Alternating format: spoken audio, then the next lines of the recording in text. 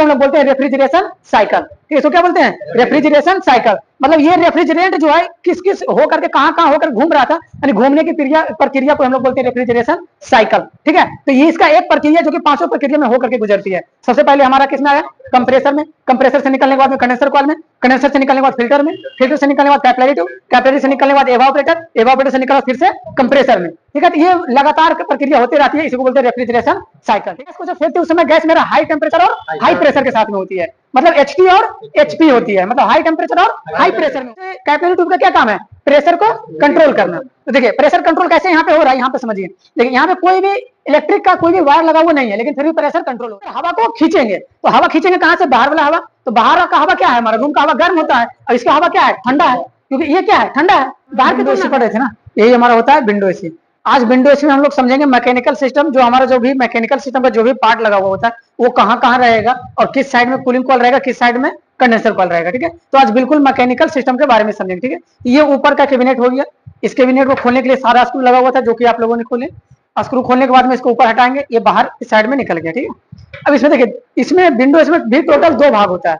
जैसे आपको बताया था कि स्प्लिट AC का टोटल 2 भाग होता है, एक इंडोर एक आउटडोर यूनिट। ठीक है, वो 2 भाग में बटा होता है, लेकिन विंडो AC का एक ही भाग होता है, जो कि एक पूरे में कंप्लीट सेटअप होता है। लेकिन इसके अंदर एक है, तो इसी एक है ये विंडो AC, लेकिन इसके अंदर का 2 भाग होता है। ठीक है, एक होता है हाई साइड, एक होता है लो साइड में। ठीक है, यानी हाई साइड और लो साइड इसको बोलते हैं कूलिंग साइड और हीटिंग साइड। ठीक है, तो जो हमारा कूलिंग साइड होता है उसको बोलते हैं लो साइड, जो हमारा हीटिंग साइड होता है उसको बोलते हैं हाई साइड। ठीक है, देखिए ये जो हमारा विंडो AC का जो ये फ्रंट साइड है, जिधर ग्रिल लगा होता है वो हम बोलते हैं फ्रंट साइड। इसी साइड में हमारा एवापोरेटर होता है, मतलब कूलिंग कॉइल लगा हुआ होता है। ठीक है, और जिस साइड में कूलिंग कॉइल लगा रहेगा उसी साइड में कूलिंग कॉइल के पीछे एक ब्लोअर फैन लगा हुआ रहेगा। ठीक है, तो यहाँ पे ब्लोअर फैन लगा हुआ है, और ये हमारा पीछे की साइड हो गया जिधर कंडेंसर कॉइल लगा हुआ है। ठीक है, और कंडेंसर कॉइल के साइड में हमारा कंडेंसर फैन लगा हुआ होता है। ठीक है, तो इसमें समझेंगे कि मैकेनिकल सिस्टम में हमारा क्या क्या पार्ट हुआ था। ठीक है, तो मैकेनिकल सिस्टम में टोटल कितना भाग था? 5 गो बताए थे। मैकेनिकल सिस्टम में टोटल कितना भाग है? 5 गो। सबसे पहला कंप्रेसर, कंप्रेसर से देखिए डिस्चार्ज लाइन निकलने के बाद सीधा कंडेंसर कॉइल। ठीक है, ये हमारा कंडेंसर कॉइल हो गया। कंडेंसर कॉइल्स के आउटपुट में यहाँ देखिए लगा हुआ फिल्टर, देखिए इस साइड में देखा यहाँ पे फिल्टर लगा हुआ। फिल्टर के जस्ट ऊपर में लगा हुआ हमारा कैपिलरी ट्यूब, कैपिलरी ट्यूब के आगे फिर लगा हुआ हमारा एवापोरेटर। फिर एवापोरेटर का एक पाइप जो मोटा वाला पाइप है ये होता है सक्शन पाइप, फिर से आकर के लग गया कंप्रेसर में। तो मैकेनिकल सिस्टम में टोटल 5 भाग। सबसे पहले कंप्रेसर, दूसरा नंबर में कंडेंसर कॉइल, तीसरा नंबर में ये फिल्टर। ठीक है, चौथा नंबर में कैपिलरी ट्यूब, 5वां नंबर में ये एवापोरेटर। देखिए टोटल ये 5 भाग है, पांचों ये हमारा मैकेनिकल सिस्टम का पार्ट है। अब ये पांचों काम कैसे करता है? काम करने के लिए प्रक्रिया यहाँ पे समझिए। देखिए सबसे पहले बीच में हम बताए थे कंप्रेसर जो होता है ये इंपोर्टेंट भाग होता है। ये मैकेनिकल सिस्टम का भी एक इंपोर्टेंट भाग है, और ये कि इलेक्ट्रिकल सिस्टम का भी इंपोर्टेंट भाग है। क्यों? क्योंकि देखिए इस जो कंप्रेसर है ना, कंप्रेसर में हम लोग लाइन की भी सप्लाई देते हैं और इसमें गैस का भी संचार होता है, मतलब दोनों काम इससे होता है।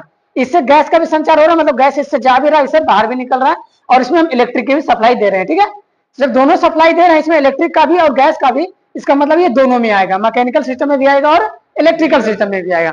बाकी इसके अलावा और 4 पार्ट इसके अंदर में है, जो कि condenser coil, filter, capillary tube और एवापोरेटर। इन चारों में कोई भी इलेक्ट्रिक का सप्लाई नहीं दिया हुआ है। कहीं दिया हुआ है?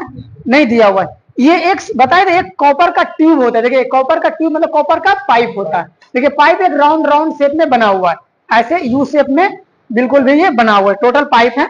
यहाँ से पाइप कंडेंसर कॉइल से निकलने के बाद सीधा फिल्टर में आया, फिल्टर से निकलने के बाद सीधा कैपिलरी ट्यूब में, कैपिलरी से सीधा निकलने के बाद में एवापोरेटर में, फिर एवापोरेटर से आउट निकल के फिर सीधा कंप्रेसर में आ गया। ठीक है, तो कंप्रेसर ही एक ऐसा भाग है मैकेनिकल सिस्टम में जो कि दोनों में आएगा, इलेक्ट्रिकल में भी और मैकेनिकल सिस्टम में भी। ठीक है, अब गैस संचार कैसे होता है यहाँ पे समझिए। देखिए ये जो हमारा कंडेंसर कंप्रेसर है, कंप्रेसर में तो टोटल कितना लाइन होता है? 2 लाइन। रोटरी कंप्रेसर में कितना लाइन होता है? 2 लाइन। कौन सा लाइन? एक सक्शन लाइन और एक डिस्चार्ज लाइन। तो इसमें आप बताइए सक्शन लाइन कौन सा है? सक्शन लाइन मोटा वाला लाइन को बोलते हैं। किसको बोलते हैं? मोटा वाला लाइन को। और पतला वाला लाइन को डिस्चार्ज लाइन। और एक बात और, जो कंप्रेसर के बॉडी से जुड़ा हुआ हो, जो कंप्रेसर के बॉडी से निकला हुआ उसे क्या बोलेंगे? Discharge line. और जो एक्यूमुलेटर, मतलब जो इस कंप्रेसर के बगल में जो छोटा वाला डब्बा लगा हुआ होता है, इसे एक्यूमुलेटर बोलते हैं। तो जो एक्यूमुलेटर से लाइन निकला हुआ रहेगा उसको क्या बोलेंगे? Suction line. तो कंप्रेसर से कितना लाइन? 2 लाइन, डिस्चार्ज लाइन और सक्शन लाइन।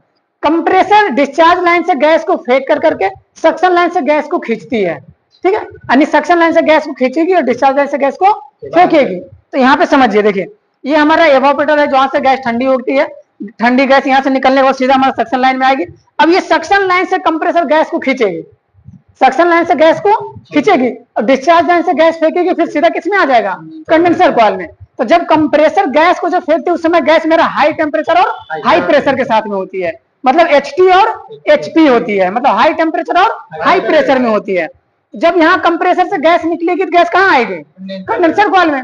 कंडेंसर कॉइल में गैस ठंडी होती है, कैसे ठंडा होगा यहाँ पे समझिए, देखिए कंडेंसर कॉइल का जो पाइप है वो भी सब ट्यूब में लगा हुआ, मतलब ऐसे घूम घूम करके पाइप लगा हुआ है ना नीचे तक। एक तो है कि प्रेशर ये घूमेगी, इसमें पूरा गैस क्या होगा, घूमेगी। दूसरा क्या है, इसके पीछे लगा हुआ है फैन, ये कंडेंसर फैन लगा हुआ है। जब इसमें सप्लाई देंगे मोटर में तो ये फैन जब चलेगा तो ये फैन क्या होगा, इस पर हवा मारेगा, कंडेंसर कॉइल पे क्या मारेगा, हवा मारेगा। अब वो हवा मारेगा तो क्या होगा, ये ठंडा होगा। अब किसी चीज पे हम हवा मारेंगे क्या होगा, ठंडा होगा ना। जिसे में कभी हाथ में जब गर्म लगता है क्या होता है, उसको फूकते हैं, चाय हम लोग पीते हैं तो ज्यादा गर्म होता है उसको फूक करके ठंडा करते हैं। तो फूक मार रहे हैं मतलब उसमें हवा मार रहे हैं, हवा मार रहे क्यों, क्योंकि वो ठंडा होगा, ठीक है। तो उसी कारण जब ये पंखा यहाँ पे चलती है ना तब ये कंडेंसर कॉइल क्या होता है, ठंडा होता है। तो ठंडा क्या होता है, इसके अंदर जो रेफ्रिजरेंट जा रहा होता है, रेफ्रिजरेंट ही तो गर्म था, उसी की वजह से ये कंडेंसर कॉइल गर्म हुआ था। तब ये कंडेंसर कॉइल क्या होगा, धीरे धीरे ठंडा होगा, मतलब इसके अंदर का जो रेफ्रिजरेंट है वो क्या होगा, धीरे धीरे ठंडा होगा। अब वो धीरे धीरे ठंडा हो करके फिर कहां से निकलेगा, यहाँ आगे कंडेंसर कॉइल के आउटपुट से, मतलब फिल्टर के पास में आएगा। अब फिल्टर का क्या काम है, छानने का काम है। तो फिल्टर क्या करेगा, छानेगा रेफ्रिजरेंट को, कुछ भी मॉइस्चर वगैरह है, कुछ भी नमी वगैरह है, कुछ भी कचरा वगैरह आया होगा तो फिल्टर में छानेगा। छानने के बाद देखिए यहाँ पे लगा हुआ है कैपिलरी ट्यूब, कैपिलरी ट्यूब यहाँ से निकलेगा फिर सीधा कैपिलरी ट्यूब में आएगा। कैपिलरी ट्यूब का क्या काम है, प्रेशर को कंट्रोल करना। तो देखिए प्रेशर कंट्रोल कैसे यहाँ पे हो रहा है, यहाँ पे समझिए, देखिए यहाँ पे कोई भी इलेक्ट्रिक का कोई भी वायर लगा हुआ नहीं है, लेकिन फिर भी प्रेशर कंट्रोल हो रहा है। तो प्रेशर कंट्रोल होने का रीजन है, देखिए ये जो आपका कंडेंसर कॉइल का जो आउटपुट पाइप है, ये मोटा पाइप है, मोटा पाइप से निकलने के बाद देखिए ये हमारा कैपिलरी ट्यूब है। देखिए इसकी तुलना में कितना पतला है, बहुत ज्यादा पतला है ना।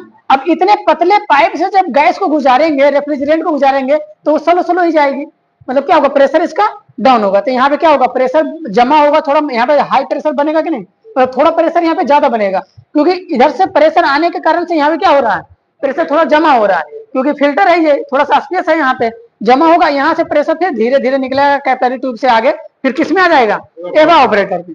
कैपिलरी ट्यूब से निकलने के बाद में एवापोरेटर में। तो प्रेशर कंट्रोल कौन कर लिया, कैपिलरी ट्यूब। कैसे किया, तो क्योंकि पतला होने के कारण से, इसका व्यास कम होने के कारण से, क्योंकि कैपिलरी ट्यूब का व्यास कम होता है जिसके कारण से प्रेशर यहाँ पे कंट्रोल हो जाता है, ठीक है। अब ये यहाँ से जैसे कैपिलरी ट्यूब के आउट से रेफ्रिजरेंट निकलेगा, ठीक है, तो क्या होगा, फुहारा में निकलेगा, क्योंकि प्रेशर इसका व्यास पतला है ना, तो फुहारा में निकलेगा, ये पाइपों में आएगा। अब यहाँ पे आकर के हो जाएगा क्या, लो टेम्परेचर और लो प्रेशर। क्यों, देखिए टेम्परेचर तो यहीं पे डाउन हो गया था कंडेंसर कॉइल में, अब प्रेशर कौन डाउन कर दिया, कैपिलरी ट्यूब। तो एवापोरेटर में क्या आया, लो प्रेशर और लो टेम्परेचर, इसी को बोलते हैं LT और LP, यानी लो टेम्परेचर और लो प्रेशर। तो जब यहाँ पे लो प्रेशर होता है तो हम आपको बताए थे रेफ्रिजरेंट की एक क्वालिटी होती है कि हल्की सी गर्म होने पे बहुत ज्यादा गर्म भी होती है, हल्की ठंडी पानी में बहुत ज्यादा ठंडी भी हो जाती है। और यहाँ पे हमारा जो रेफ्रिजरेंट है वो लिक्विड अवस्था में आ गया।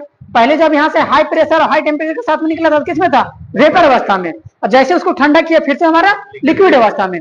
जब ये लिक्विड अवस्था में आ गया तो लिक्विड अवस्था हमारा रेफ्रिजरेंट ठंडा हो गया। अब ये ठंडी रेफ्रिजरेंट इसमें पूरा घूमेगी, ठंडी रेफ्रिजरेंट घूमेगी। अब ठंडी रेफ्रिजरेंट को गर्म करनी है, क्यों गर्म करनी है, क्योंकि कंप्रेसर को फिर से वाष्प चाहिए, वेपर चाहिए इसको, क्योंकि ये लिक्विड तो खींचेगा नहीं, वेपर खींचेगा और वेपर को फेंकेगा, ठीक है। तो यहाँ पे आ गया है लिक्विड, अब इस लिक्विड को फिर से गर्म करेंगे, फिर से क्या करेंगे, गर्म करेंगे। इसके लिए अब गर्म हवा देना होगा, पहले गर्म ठंडा करने के लिए हवा दिए थे, नॉर्मल हवा, ठीक है। अब इसके लिए इसको जितना ये ठंडा, इससे इसको गर्म हवा देंगे तब क्या होगा, इसका अंदर का टेम्परेचर गर्म होगा, ठीक है। तो अब यहाँ इसके पीछे भी देखिए एक फैन लगा हुआ है, ब्लोअर फैन। अब यहाँ से जस्ट इसका अपोजिट होगा, यहाँ पे समझिएगा, यही सिर्फ मेन क्रिया होता है यहाँ पे। एयर कंडेंसर कॉइल के क्या हो रहा था, हवा फेंक रहे थे कंडेंसर कॉइल के आगे, हवा क्या हो रहा था, फेंक रहा था। लेकिन अब ये एवापोरेटर से क्या होगा, हवा को खींचेगा। यहाँ पे लगाए हुए हैं मतलब ब्लोअर फैन। अब ये क्या होगा, इसके अंदर हवा को खींचेंगे, तो हवा खींचेंगे कहां से, बाहर वाला हवा। तो बाहर का हवा क्या है, हमारा रूम का हवा गर्म होता है, और इसका हवा क्या है, ठंडा है, क्योंकि ये क्या है, ठंडा है बाहर की तुलना में। इसका टेम्परेचर हमारा मानिए कि 4 डिग्री, 10 डिग्री, 12 डिग्री जो भी हो, मतलब ये ठंडा है, बाहर का टेम्परेचर क्या है, गर्म है। तो अब ये गर्म हवा जब खींचेगा कॉइल पे, जब गर्म हवा पड़ेगा तो इसके अंदर का जो रेफ्रिजरेंट है क्या होगा, धीरे धीरे गर्म होगा। तो गर्म होगा तो जब ठंडी यानी कि पानी को जब गर्म करेंगे तो क्या होगा, वो वाष्प बनेगा ना। तो जब इसके अंदर में जो लिक्विड रेफ्रिजरेंट है वो क्या होगा, धीरे धीरे वाष्प बनेगा, नहीं वेपर में कन्वर्ट होगा। ठीक है, वही वेपर में कन्वर्ट होने का फिर से किस में आएगा, सक्शन लाइन में। सक्शन लाइन में आएगा, फिर से हमारा वेपर लाइन में कन्वर्ट होकर के फिर से कंप्रेसर में आ गया। और अगर कुछ भी कम थोड़ा बहुत लिक्विड बच गया, मानिए पूरा अच्छी तरह से पूरा वेपर में कन्वर्ट नहीं हो पाया, तो फिर यहाँ पे देखिए हमारा एक्यूमुलेटर लगा हुआ है। बताए थे एक्यूमुलेटर में पाइप हमारा गीजर के साइड में घुमा होता है। गीजर में जिस तरीके से पाइप लगा होता है ना, उसी तरीके से इसमें लगा होता है पाइप। ठीक है, तो इसमें आकर थोड़ा सा इसको स्पेस मिलता है, थोड़ा सा जगह मिलता है। और ये है भी बाहर के साइड में, मतलब ये गर्म साइड में कंप्रेसर के साथ जुड़ा हुआ है, तो थोड़ी सी अधिक गर्मी इसको मिलती है, जिसके कारण से बचा हुआ भी लिक्विड हमारा वेपर में कन्वर्ट हो जाएगा और कंप्रेसर हमारा सक्शन लाइन से वेपर को खींच करके फिर डिस्चार्ज लाइन से वेपर को फेंक देगा। ठीक है, यही क्रिया लगातार बार बार होते रहती है। और यहाँ ब्लोवर से देखिए, यहाँ से रूम में हमारा ठंडा हवा निकलेगा तो धीरे धीरे रूम का हवा क्या होगा, नॉर्मल होगा, ठंडा होगा। फिर ये रूम का हवा क्या करेगा, बाहर खींच कर करके गर्म करता रहेगा। वही गर्मी हमारा जो लिक्विड में रेफ्रिजरेंट था वेपर में कन्वर्ट हो गया, वो गर्म हवा से बार बार एक क्रिया क्या होगी, लगातार होती रहती है। इसी को हम लोग बोलते हैं रेफ्रिजरेशन साइकिल। ठीक है, इसको क्या बोलते हैं, रेफ्रिजरेशन साइकिल। मतलब ये रेफ्रिजरेंट जो है किस किस हो करके कहाँ होकर घूम रहा था, यानी घूमने की प्रक्रिया को हम लोग बोलते हैं रेफ्रिजरेशन साइकिल। ठीक है, तो ये इसका एक प्रक्रिया जो कि पांचों प्रक्रिया में होकर के गुजरती है। सबसे पहले हमारा किसमें आया, कंप्रेसर में। कंप्रेसर से निकलने के बाद में कंडेंसर कॉइल में, कंडेंसर से निकलने के बाद फिल्टर में, फिल्टर से निकलने के बाद कैपिलरी ट्यूब, कैपिलरी से निकलने के बाद एवापोरेटर, एवापोरेटर से निकलने फिर से कंप्रेसर में। ठीक है, तो ये लगातार प्रक्रिया होती रहती है, इसी को बोलते हैं रेफ्रिजरेशन साइकिल। ठीक है, समझ में आया, ठीक।